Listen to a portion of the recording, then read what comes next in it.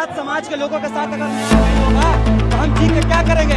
देश की 90% आबादी के साथ। बड़ी खबर, यूजीसी 2026 नियमों पर सुप्रीम कोर्ट के खिलाफ SC, ST और OBC समाज का देशव्यापी आंदोलन तेज। 90% संस्थानों में एक ही जाति के लोग बैठे हुए हैं, जब 80% OBC प्रोफेसरों की सीट खाली है देश के संस्थानों में, 84% शेड्यूल कास्ट की सीटें खाली है, तो ये भेदभाव कोर्ट को नहीं दिखता है? 10% लोग सड़कों पे उतरे, 1% लोग उतरे और कोर्ट ने कहा भेदभाव फैलेगा। तो हम भी कोर्ट को दिखाना चाहते हैं कि हम भी कम नहीं हैं, पूरे मजबूत इरादे के साथ सर पे कफन बांध के निकले हैं। नई दिल्ली, 4 फरवरी 2026 देश के उच्च शिक्षण संस्थानों में जातिगत भेदभाव को रोकने के लिए लाए गए UGC promotion of equity in higher education institutions regulation 2026 पर सुप्रीम कोर्ट द्वारा लगाए गए स्टे रोक ने अब एक बड़े सामाजिक आंदोलन का रूप ले लिया है। देश भर के SC, ST और OBC संगठनों ने इस रोक के खिलाफ मोर्चा खोल दिया है, जिससे कैंपस से लेकर सड़कों तक हलचल तेज हो गई है। क्या है पूरा विवाद?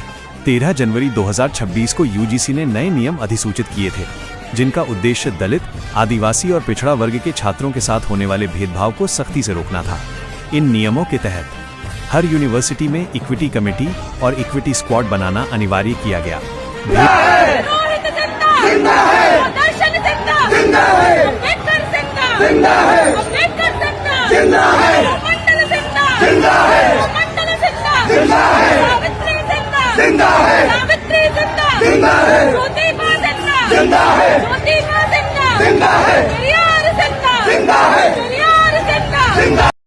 बीस को मुख्य न्यायाधीश सूर्यकांत की पीठ ने इन नियमों पर अंतरिम रोक लगा दी। 3 पुराने नियम बहाल, कोर्ट ने निर्देश दिया कि फिलहाल 2012 के पुराने नियम ही लागू रहेंगे। मैदान में उतरा बहुजन समाज, रोहित वेमुला एक्ट की मांग।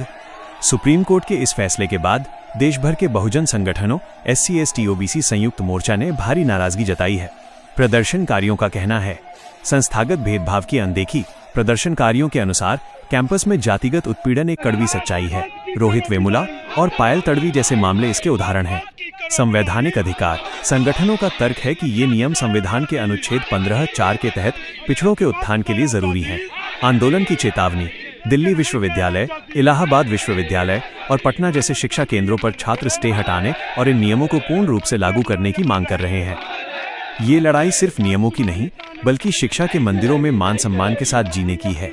हम इस स्टे के खिलाफ शांतिपूर्ण लेकिन निर्णायक आंदोलन जारी रखेंगे। एक छात्र नेता का बयान। आगे क्या? मामले की अगली सुनवाई 19 मार्च 2026 को होनी है।